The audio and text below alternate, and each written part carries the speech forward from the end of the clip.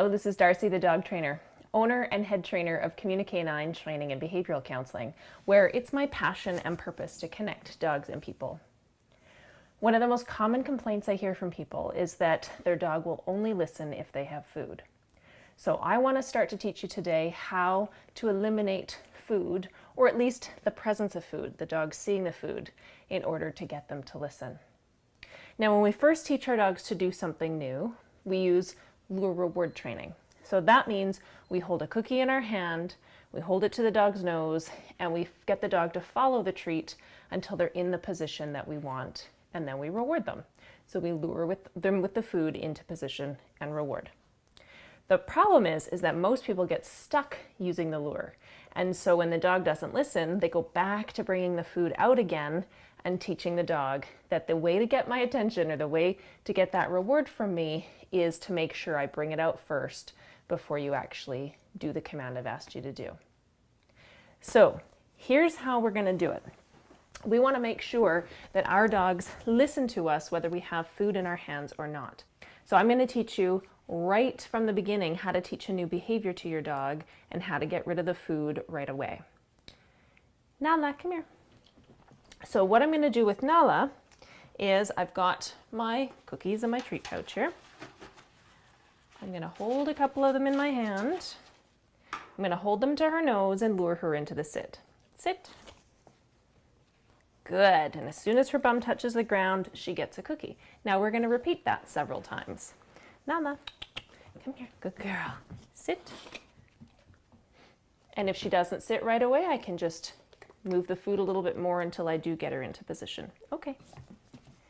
Sit. Good girl. So I'm going to do that just a couple more times until she gets the hang of it. Now Nala knows the sit. This isn't a new command for her, but let's just pretend she doesn't. Come here now. Sit. Good girl. Now notice how the movement of my hand when I'm luring her with the food is actually going to turn into my signal for, in this case, the sit command. So once I've done a few repetitions with the food in my hand, the next step is going to be to do the exact same thing with an empty hand. Okay, now. So I'll get her on her feet. Nala, sit. And when she sits, good girl, the food comes out of my other hand. Now you can feed her with your other hand, or you can simply take it out of your other hand. Nala, sit. Good girl. Excellent. Very nice. Okay. Good job. Now, if your dog is particularly distracted, like if you're practicing somewhere where there are a lot of distractions, you may need an intermediate step like luring with the food. Come here now. Good girl. So I've got the food in his hand. Sit. Good. But instead of giving her this treat, I'm going to reward her with a different one. So I still want Nala to learn that the food can actually come from someplace else, even if you don't see it in this hand, or even if you do. Good girl. Okay. So that's what I want you to do to start with.